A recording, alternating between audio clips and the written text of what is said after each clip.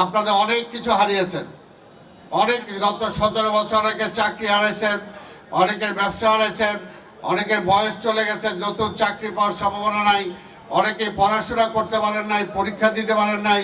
কিন্তু এখন যেহেতু রাষ্ট্র পরিচালনার দায়িত্ব এসেছে, এখন আমাদের আরো অনেক কিছু ছাড় দিতে হবে। তবে আপনাদের দায়িত্ব আমি বলতে চাই, যারা ব্যবসা করবেন তাদেরকে সহযোগিতা করার দায়িত্ব হাবিবের এবং আমার।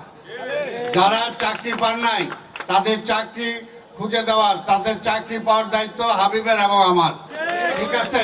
এবং আপনাদের কর্মসংস্থানের ব্যবস্থা করার, কর্মসংস্থানের ব্যবসা যেটাই চান না কেন, কিন্তু ধৈর্য ধরতে হবে। সেগুলো করবে, আমরা দুই ভাই মিলে করব। কি কথা ঠিক আছে? কথা, কেউ বেকার থাকবেন না, কেউ বেকার থাকবে না, কেউ না পাওয়ার থাকবে না, সবাই পাবেন, কিন্তু ধৈর্য ধরতে হবে। ওই এখন যেরকম জামাতিরা কথায় কথা লাফাইতেছে, 2 দিনের মধ্যে কি সরকার সমাধান করতে পারে?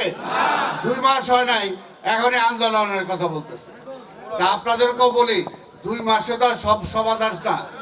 আপনাদের সবার জন্য সবকিছু সমাধান হবে, কিন্তু সেটার জন্য সময় দিতে হবে, সময় দিতে হবে। 1-2 বছর সময় দেন। আমি তো বললাম, তখন বললেন আপনারা যারা 2 ভাই মিলে বলছিলেন, কই আমাদের তো হয় নাই কিছু। সব কিছু হবে, কারণ আমরা চাই জনগণের খেদমত করার।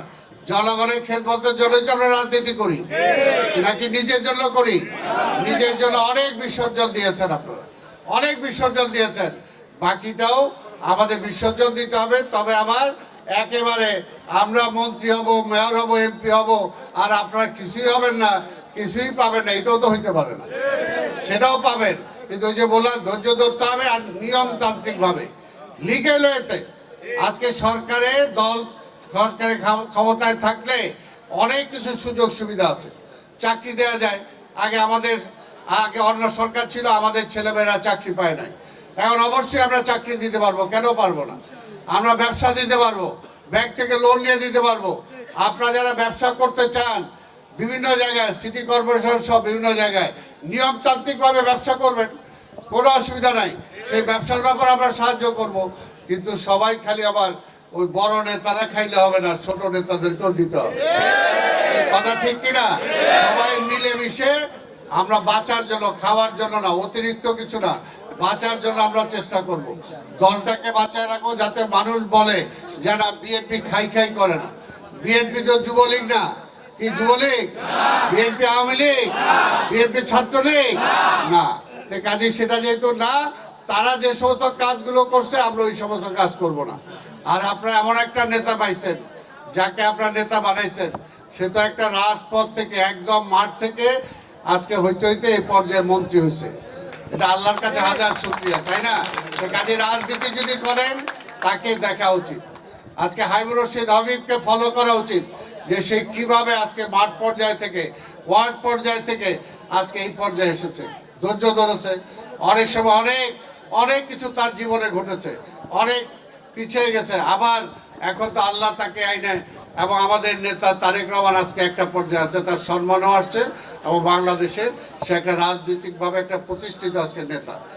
এই কথা ঠিক কিনা? এটা এই জন্য শিক্ষা গ্রহণ করতে হয়, ভালো কিছু থেকে শিক্ষা নিতে হয়, ভালো কিছু থেকে শিক্ষা নিতে হয়।